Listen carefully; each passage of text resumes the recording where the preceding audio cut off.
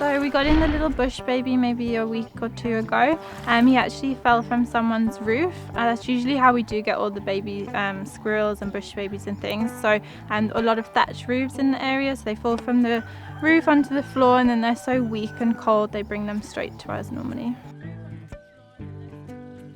This one, he's probably newborn, maybe even premature. He is the smallest bush baby we've ever had at only 12 grams. So definitely premature. That means maybe something's not quite developed or anything, but he's lucky someone found him. Sometimes obviously mum would reject the baby if he was premature, and as I said, things aren't fully developed. Maybe then mum pushed him out of the nest and knew that he wasn't going to make it, and that's how nature works. But sometimes they do fall from the nest, and we ask people to put them back up. Even if it's closer to the thing, mum will sometimes come and retrieve them, but it just depends on the situation.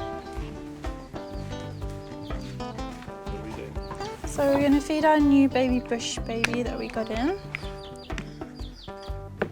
He's hiding under the teddy.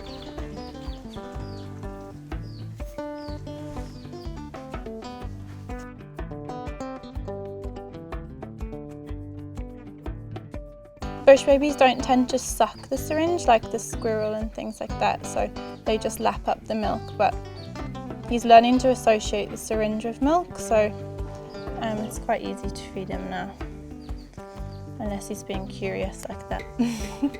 We were definitely worried that he might not make it because he was so tiny. Like, you could see the milk in his stomach, his skin was so thin and things like that. So, and obviously, as I said, being such a tiny baby that we've never seen before, it was definitely a worry. When they're this young, obviously they're only being fed on milk, so a huge concern for us is diarrhea. Any animal that gets diarrhea, especially babies, is a big worry.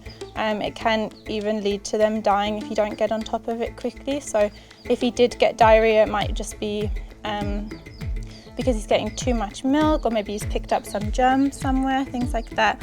But if they do get diarrhea, we do take them off milk straight away and put them on some electrolytes.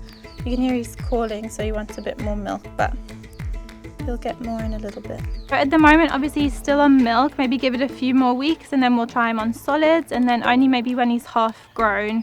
If we have another bush baby, we'd introduce him, but if not, then he'll just stay on his own, because they can be territorial and fight and things like that, so we don't want to risk that at all when we can release him into an area and he'll find a mate and things on his own, so we don't necessarily need to put him with other bush babies. But when we get such a small baby, especially even if they have their eyes closed sometimes, or this one being so tiny, you definitely get attached.